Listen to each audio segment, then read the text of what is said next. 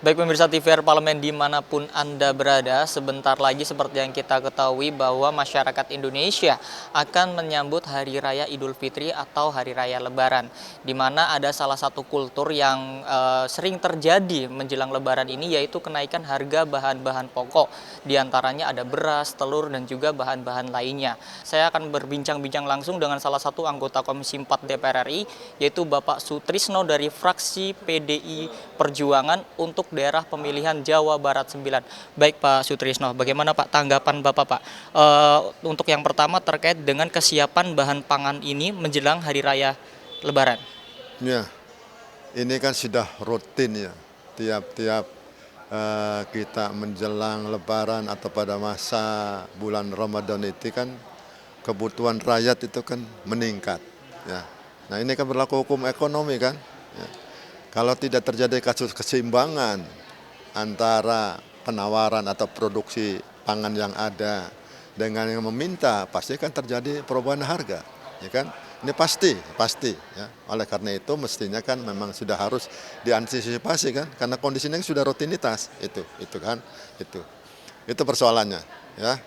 Terus apa lagi? Nah, baik Pak, kalau misalkan tadi Bapak berbicara terkait dengan permintaannya yang melonjak Pak, itu dan juga perlu diantisipasi. Nah, untuk seperti yang ketahui bahwa bulan Februari kemarin itu juga para petani sedang panen raya Pak. Nah, apakah Bulog ini tidak berhasil atau ada kendala dalam menyerap hasil-hasil dari para petani di panen raya tersebut Pak?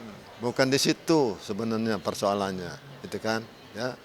Dari rapat kerja raker dengan Kementerian Pertanian kemarin, ya, juga yang dihadiri Badan Pangan Nasional, dihadiri pula juga Kapulog, dihadiri juga oleh ID Food itu kan, yang bertanggung jawab bagaimana memproduksi pangan khususnya beras itu kan Kementerian Pertanian, ya kan?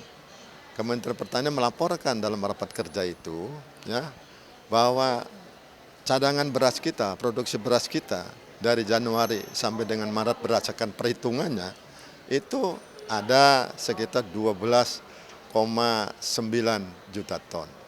Bahkan diprediksikan kalau sampai nanti panen sampai dengan April itu 13,7 juta ton. Itu kondisi berarti ya beras ada. Kemudian dari sisi Bulog, Bulog ini kan salah satu BUMN ini. BUMN yang bertanggung jawab diberikan tugas oleh pemerintah itu untuk menyiapkan beras cadangan pemerintah. Ya, di sisi lain juga punya tugas untuk menjalankan tugas komersil untuk mengendalikan harga di pasaran. Bulog mengatakan memang posisi harga beras sekarang di pasaran itu sekitar 12 ribu ya, per kilonya. Ya, kan Bulog siap menyerap beras itu yang tadi disampaikan oleh Menteri Pertanian, ya. Sekalipun misalkan dari APBN anggarannya belum tersedia, itu siap dengan menggunakan dana perbankan.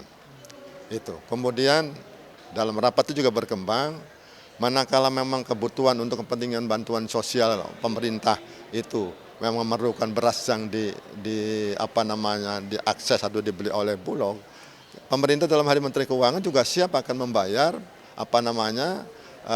beras yang dibeli secara komersil itu untuk kepentingan bantuan sosial pada masyarakat yang tercatat menurut Presiden kan ada sekitar 21 juta penduduk.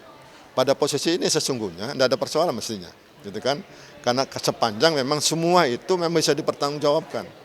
Kesiapan beras yang sebagaimana disampaikan Menteri Pertanian memang betul ada, itu kan. Kemudian Bulog siap mengakses, itu kan, sehingga tidak akan terjadi beras-beras itu numpuk di petani. Pada saat petani perlu rupiah, itu juga bisa diakses oleh Bulog. Karena Bulog dapat jaminan dari pemerintah, dapat jaminan dari Menteri Keuangan, manakala pemerintah memerlukan beras itu untuk kepentingan bantuan sosial, itu akan dibayar sesuai dengan harga belinya Bulog. Itu. Ya. Sehingga sesungguhnya impor itu harus tidak perlu dilakukan. Cuman persoalannya juga pada saat diskusi dengan Badan Pangan Nasional secara informal, bila menggunakan dasar pertimbangan, pada posisi harga beras sekarang kan naik. Gitu. Memang hukum ekonomi naiknya harga ini karena persediaan kurang. Nah, persediaan kurang terjadi sekarang itu kenapa? Ini kan karena ada pengaruh musim yang ekstrim, ya kan? Di lapangan petani itu berkali-kali menyemai, berkali-kali menanam, kepada saat sudah ditanam rusak oleh banjir sehingga harus memulai kembali. Ini persoalannya adalah akibatnya adalah akan terjadi pergeseran waktu panen, karena panen awalnya rusak oleh banjir, ditanam kembali sehingga ada pergeseran waktu. Mudah-mudahan itu terjadi seperti itu. Tapi antisipasi memang harus dilakukan.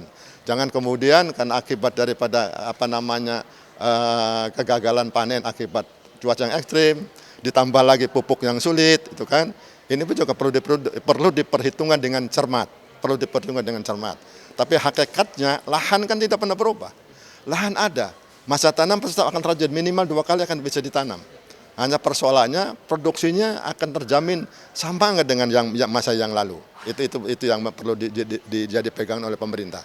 Baik, pemirsa TVR Parlemen, itulah wawancara saya dengan salah satu anggota Komisi 4 DPR RI, yaitu Bapak Sutrisno, di mana tadi Bapak Sutrisno sempat menyoroti kebijakan adanya impor beras di tahun 2023 dan juga kenaikan harga beberapa bahan pokok yang menjelang Lebaran ini, dan juga tadi diharapkan untuk kedepannya tidak akan ada impor lagi karena supaya masyarakat dan juga petani bisa merasakan lebih sejahtera. Seperti itu, pemirsa.